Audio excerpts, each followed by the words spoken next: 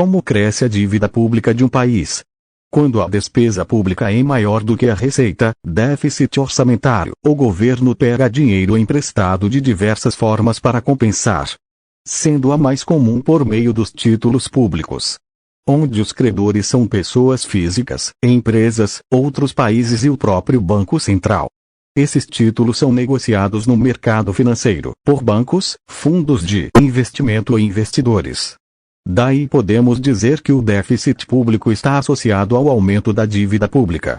Os governos normalmente devolvem o dinheiro emprestado por meio da arrecadação dos impostos e, em alguns casos, por meio dos lucros de suas empresas estatais, como a Petrobras, no caso do Brasil.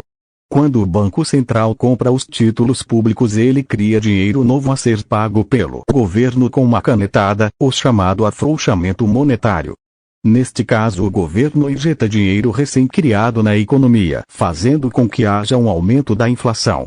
Atualmente, a dívida bruta do governo geral brasileiro, que compreende a União, os estados e os municípios, representa 78,3% do produto interno bruto nacional, ou 7,3 trilhões de reais. Em 2020, ano da pandemia, o déficit orçamentário brasileiro foi de 550 bilhões de reais. Em 2021 foi de 150 bilhões de reais. Já em 2022 a previsão é de 50 bilhões. Podemos perceber aqui a redução progressiva do déficit orçamentário brasileiro. Como consequência, temos uma redução da inflação. Já a dívida pública dos Estados Unidos representa 124% do produto interno bruto daquele país, ou 31,4 trilhões de dólares.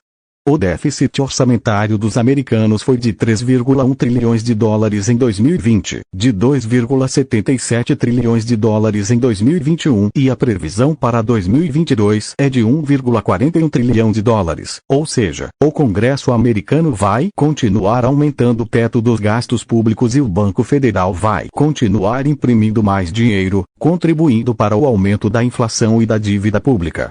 E como o Banco Federal americano é uma instituição privada, assim como todos os outros bancos centrais pelo mundo, já podemos concluir a que interessa o endividamento público dos países. E podemos ir mais além e descobrir quem são os beneficiados com as pandemias e as guerras pelo mundo. Desta forma, podemos entender como funciona este ciclo vicioso da dívida pública com o déficit orçamentário, criação do dinheiro e aumento da inflação. Neste gráfico podemos ver nitidamente os momentos da história onde a dívida pública dos Estados Unidos deu um grande salto. A Primeira Guerra Mundial, crise da Bolsa de Valores de 1929, Segunda Guerra Mundial, a Grande Recessão de 2008 e por último a pandemia em 2020. De 2023 até 2030 espera-se uma certa estabilidade. Agora existe uma previsão muito sinistra de 2030 até 2050, onde a dívida pública dos Estados Unidos dispara da casa dos 125% para cerca de 200% do produto interno bruto.